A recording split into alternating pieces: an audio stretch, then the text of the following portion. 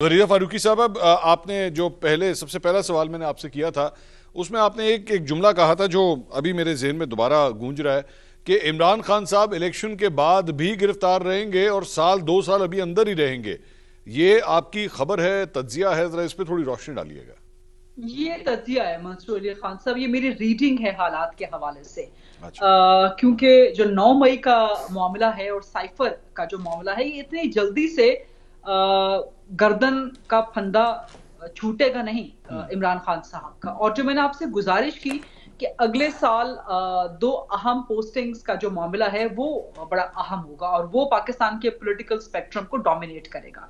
पाकिस्तान की जो भी पॉलिटिकल चॉइसेस होंगी, जो भी पॉलिटिकल इवेंट्स का टर्न आउट हो रहा कौन होगा, कौन वो कौन सी इन्हीं पोस्टिंग्स? दो। ये मैं गुजारिश आपसे पहले कर चुकी हूँ ना कि 2 चीफ साहिबान की, एक पिंडी में एक इस्लामाबाद में। सो इनके हवाले से, इन 2 सीट्स के हवाले से जो सारा पॉलिटिकल स्पेक्ट्रम है वो रिवॉल्व कर रहा होगा। लेकिन जो मुझे एक गुजारिश करने दीजिएगा कि जो अभी बाई इलेक्शंस का एक बयानिया दिया गया दुरुस्त है, लेकिन मसला यह है कि बाई इलेक्शंस की भी अपनी एक अलग डायनामिक्स होती है, उसकी एक अलग साइकी होती है। और मोस्टली जो गवर्नमेंट होती है उसके लिए बाई इलेक्शन जीतना दाएं हाथ का खेल इसलिए होता है कि अगर उसने मैनूवर कर लिया सिस्टम, क्योंकि वो गवर्नमेंट होती है, सिटिंग गवर्नमेंट होती है, तो मैनूवर कर सकते हैं, सिस्टम को अपने लिए निकाल सकते हैं, बंदे एडमिनिस्ट्रेशन को इधर उधर कर सकते हैं। फिर लेकिन पीटीआई उसके बावजूद 17 जिमनी इंतखाबात क्यों हारी?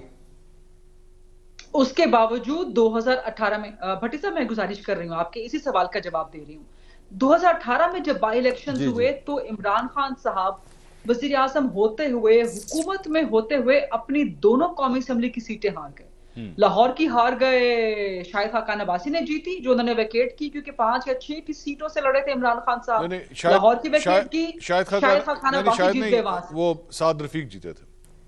नहीं, शाहिद खाकान अब्बासी लाहौर की सीट पे जीते थे जो नवाज नहीं शरीफ ने नहीं, जो वैकेट की थी, जो जो खा, इमरान जो खान ने वैकेट की थी। इमरान खान साहब ने जो विकेट की थी वो ख्वाजा साद रफीक जीते थे।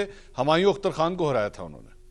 नहीं, शाहिद वो खाकान मेरा अब्बासी साहब मेरा एरिया थे। है। शाहिद खान अब्बासी साहब ने हमजा शहबाज की सीट को जाके दोबारा जीता था।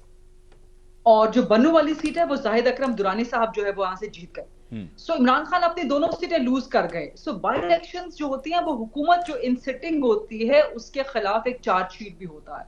सो अगर पीटीएम मुस्लिम लीग नून अभी हारी है बाई इलेक्शंस के हवाले से, तो इसमें कोई बहुत बड़ा अचंभा नहीं होना चाहिए।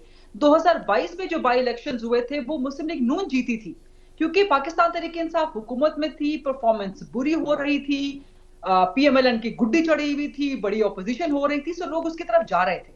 इसी तरह से पीडीएम की हुकूमत का जो पिछले 16 महीनों में जो किरदार रहा है, जो परफॉर्मेंस रही है, इंतहाई बुरी परफॉर्मेंस रही है। सो उसमें लामहला उनके अगेंस्ट जो पॉलिटिकल पार्टी थी उसको, सो बाई इलेक्शंस की अपनी साइकी होती है, आम इंतखाबात की अपनी साइकी होती है। सो इन दोनों डोमेन्स को आप कंपेयर नहीं कर सकते, इनको आप पॉपुलैरिटी के हवाले से डिस्कस नहीं कर सकते। लेकिन मैंने जैसे पहले गुजारिश की कि अगर अवाम ने वोट दे दिया, जैसे नून लीग वाले अभी भट्टी साहब ने बताया कि बड़े खौफजदा हैं कि जी अगर बल्ला चल गया तो भाई चलने दें, जमहूरियत है ना, अवाम अगर मुंतखब कर रहे हैं बल्ले को तो करने दें। नहीं, इसमें लेकिन इमरान खान को एक गरीदा एक सवाल ये आता है, और लेट्स एक रियलिटी चेक, क्योंकि आप दोनों माशाल्लाह बड़े सोर्सेज हैं आपके, आप इस्लामाबाद के नब्ज के ऊपर आपका हाथ है। अगर पाकिस्तान तहरीक इंसाफ ये इलेक्शन जीतती है तो फिर ऐसी सूरत में पाकिस्तान तहरीक इंसाफ और इस्टेब्लिशमेंट के दरमियान इस वक्त जो फ्रिक्शन है उसका क्या होगा? ये बहुत इंटरेस्टिंग सवाल, ये मुझसे है या भट्टी साहब से सवाल आपसे है? गरीदा, आपसे। ये बहुत इंटरेस्टिंग सिचुएशन है और मेरा ख्याल है कि अगर if I am not wrong तो डीजी आईएसपीआर की प्रेस कॉन्फ्रेंस थी या कौन सी प्रेस कॉन्फ्रेंस थी जहां इसी किस्म का सवाल शायद पुटअप किया गया था, मुझे याद नहीं है, please correct me if I am wrong. तो वहां कहा गया था कि अगर इमरान खान दोबारा वजीर आजम बन जाते हैं तो फिर फौज के साथ कैसी इक्वेशन होगी। सो वहां जवाब दिया गया था कि ठीक है जी, पाकिस्तान के अवाम जिसको मुंतखब करे, हम तो सब वज़ीर आज़म के साथ चलने को तैयार हैं। सो अगर अवाम मुंतखब करती है, पाकिस्तान की कौम 8 फरवरी को अगर पाकिस्तान तहरीक इंसाफ के हक में फैसला दे देती है, तो फिर देखना पड़ेगा कि वज़ीर आज़म, तो फिर उसको एक तो वेलकम करना चाहिए अवाम के फैसले को जो भी बने, और बाकी पार्टीज को भी पता चल जाएगा कि दूध का दूध पानी का पानी कौन कितने पानी में है। लेकिन फिर इमरान खान का स्टेटस देखना पड़ेगा कि उनके जो मुकदमात हैं बड़े संजीदा मुकदमात हैं। तो क्या एक शख्स जो कि सजा याफ्ता है, ना अहल है, अभी जैसे नॉमिनेशन पेपर्स भी हैं, तो क्या पाकिस्तान तरीके इंसाफ अगर 8 फरवरी को एक साइजेबल मेजॉरिटी हासिल करने में वोटों की बुनियाद पे कामयाब हो जाती है, हकीकी वोटों की बुनियाद पे, तो क्या इमरान खान ही वजीर आजम बनेंगे या पाकिस्तान तरीके इंसाफ जितना भी नंबर उनका कौमी असेंबली में आता है उसमें से कोई और फिगर उभर सकती है, सामने आ सकती है।